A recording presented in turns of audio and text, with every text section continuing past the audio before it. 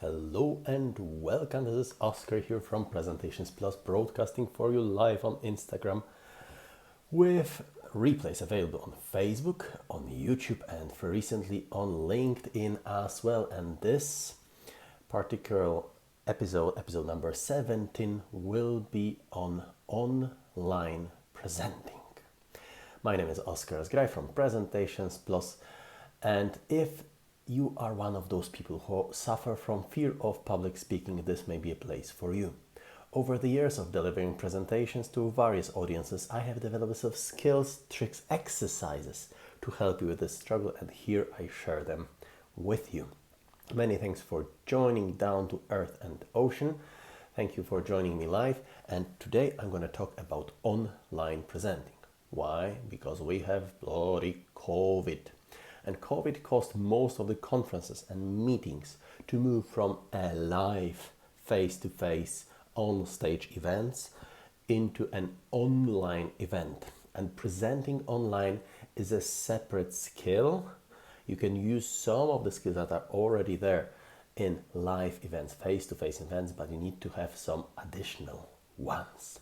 And today I'm going to share some of the tips. It will be an introduction. I cannot talk about everything, but the introduction to online presenting. First and foremost, would there be a fear of public speaking should you go online? And the answer is yes. And it can actually be larger, more pronounced than in face-to-face events, like is in my case. Because apart from the fear of speaking to the public, you may experience fear of speaking to the camera and knowing that somebody may be recording it and see every little detail. Therefore, do prepare. Say your affirmations, declarations, exercise, practice beforehand to reduce the level of anxiety and fear before an online presentation. Second thing is the design.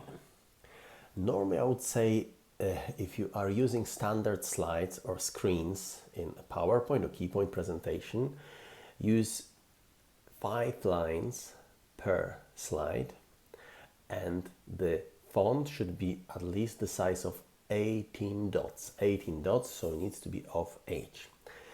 In online presentation and an online meeting, it is even more important to use large fonts if you're putting anything in text, because some people, I should say most people, may be watching you on a mobile device, on their phone. Therefore the screen is small and tiny, and you need a big font to make things legible. But if at all possible, please use picture writing, because one picture is worth 1,000 words. The dress code. The dress code is usually the same. Well, I am here in front of the camera in front of you, and I have a shirt here. And most people would say, well, you could be in the pyjama bottoms and in slippers. And it is true, because nobody will see it. If I point the camera just at me, nobody will see what is going on down there. Or would they? Well, my body will know I'm in pyjama bottoms. I'm not in pyjama bottoms at the moment, and I have proper stage shoes on me, because my body, feeling the proper trousers and proper shoes, is feeling like on stage and will behave differently than if I would use the pyjama dress code. Therefore, please wear whatever you would while on the stage. Now, the equipment is quite simple. Most of the webcams on your laptops, most of the cameras on your phones are sufficient to do an online presentation.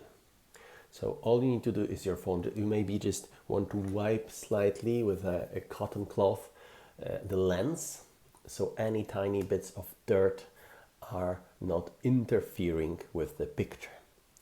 The very important thing is lighting, because with the level of lighting going up, the clarity of the picture will go up. Therefore, you don't need to buy it is not that everybody needs to buy a specialized equipment. I have recently bought a lamp that I'm using now, and if I turn it off, I will look like this. Is there a difference? I think there's a difference. So I'm going to put it back on, but just use whatever lighting you have and utilize the daylight, which I have on that side, and utilize the normal room light, and whatever small lights you have, just put them all around you so there's an equal lighting on your face. Place the camera at the level of your eyesight or just above. Not too much of an angle, because if you angle it this way or the other, the curvature of the lens is gonna distort you, so you're gonna look like a big forehead and a small little chin. Therefore, it is imperative that you are parallel to the lens.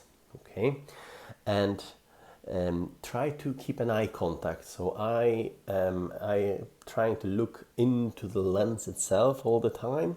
Sometimes I look down at my notes, but whenever possible, look at the lens, because in this situation, you will be appearing as looking in the eyes of your audience, just like trying to appear to look, to make eye contact with your audience in a live event. You should also try to do it in an online event. And in terms of software, you can use anything. Both Google and Microsoft and Zoom and other platforms have all the feature of presenting online at present. And you can use either your PowerPoint or Keynote slides, or you can use Prezi. Very recently, I took part in a training session with Prezi about the Prezi videos, and you can actually be the background of the slide or the screen, or you can be beside it, or you can be within it, or you can darken everything and put only your face in front. I am not very familiar with this feature yet. I'm gonna train myself in it, and once I have some experience, I'm gonna share it with you here. Now, a few more little details. Brush your teeth beforehand, because unlike in the live event, if you have anything in between your teeth, it's gonna be seen by the camera. And all of us have sweat glands, and more important, sebaceous glands, making that bright and shiny forehead if you don't use something to dry it up beforehand. And obviously smile and make contact just as you would have another person on the other end. Oh, I think I've said enough today. Thank you very much. This is all for today. If you have any comments, questions, or suggestions for new topics, please write them down under this video, and I will try to oblige. Thank you very much for your attention. This is all for today. Bye.